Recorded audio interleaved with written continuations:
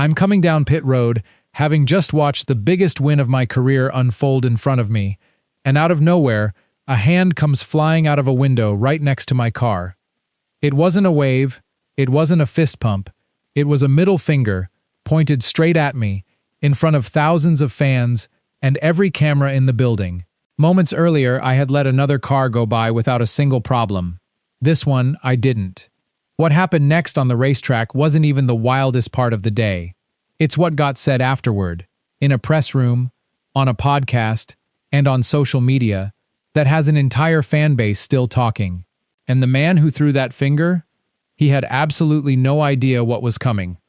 The driver behind the wheel that day was Heim, and the man flashing the gesture was Carson Hocevar.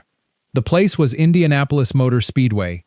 The event was the Brickyard 400, and the date was Sunday, July 26, 2026.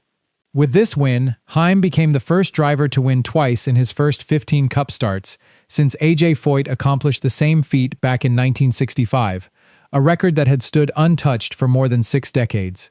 This was Heim's first Crown Jewel Cup victory, and remarkably, it came in just his 15th career start, despite running a part-time schedule for most of the year, rather than competing full-time in the Cup Series.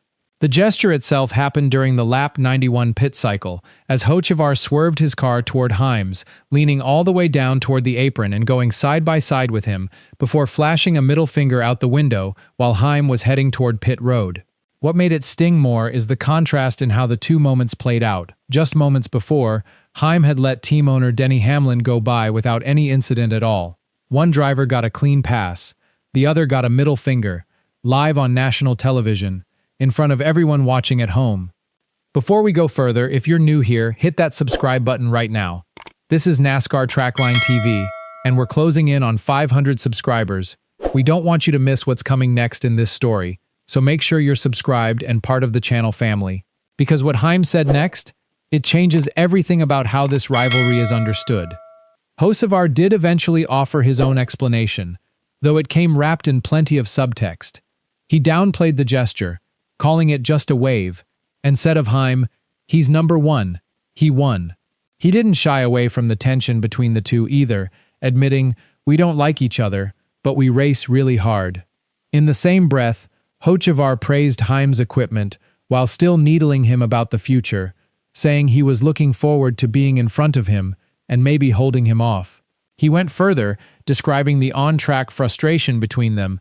"We're both good at manipulating air, so a lot of times we're just pissing each other off."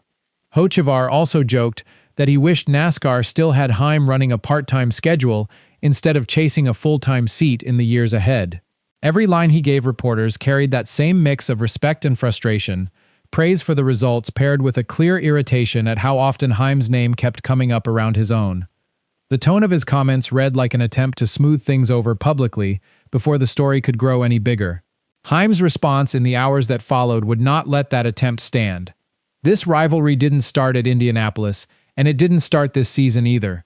It goes back to the 2023 Craftsman Truck Series Championship race at Phoenix, where contact between the two derailed Heim's title hopes on that day. Heim's retaliation in that race triggered a caution that also cost Grant Enfinger his own shot at the championship, with Ben Rhodes ultimately winning the title instead of either of them, despite neither man having caused the contact that decided the race. The tension resurfaced again this season at the San Diego street race, where Heim bumped Hocevar late in the event and went on to win his first career Cup race off the back of that exact move. Afterward, Heim posted a jab on social media referencing Hocevar's own past comments back at him, keeping the feud alive in public view. Hocevar responded on the Dale Jr. Download podcast, joking that Heim must not have had cell service since he never called into the winner's post-race interview that day. This wasn't a new spark between two drivers who simply had one bad race together. This was Chapter 3 of a rivalry that had already been building for years, across two completely different national series and multiple different racetracks. Now to the main event everyone has been waiting for. Heim wasn't even aware of the gesture in real time. He found out only when TNT Sports showed him the clip during a post-race interview. His first reaction came out through laughter, as he said, "I handed him a big fat L after that one." He then posted a screen grab of the moment to his Instagram account for his followers to see. The story escalated further in the post-race press conference, when reporters brought Hocevar's name up again in front of the room. Instead of dodging the question, Heim turned it back on the reporters, asking, "Where did he finish today?" The media's answer was ninth. Heim fired back immediately. "You guys love talking about a guy who finished ninth. I mean, holy crap. He didn't stop there either." Heim said he made sure Hocevar stayed behind me, and added that he doesn't worry about a narrative or a genre. He acknowledged that Hocevar has real talent on the racetrack, but made it clear his own focus stayed entirely on himself and his own race. On the blocking question specifically, Heim insisted he never threw a bad block, saying he was simply protecting his position on the racetrack before closing with the coldest line of the entire day. "He lost and I won, so I don't really care." The gut punch didn't end there either. On the podcast Door Bumper Clear, Heim showed off a ring on his middle finger, saying it was in honor of Carson, turning the exact gesture that started the whole controversy into a joke aimed right back at the man who threw it. Outside voices piled on quickly once the clips started circulating online.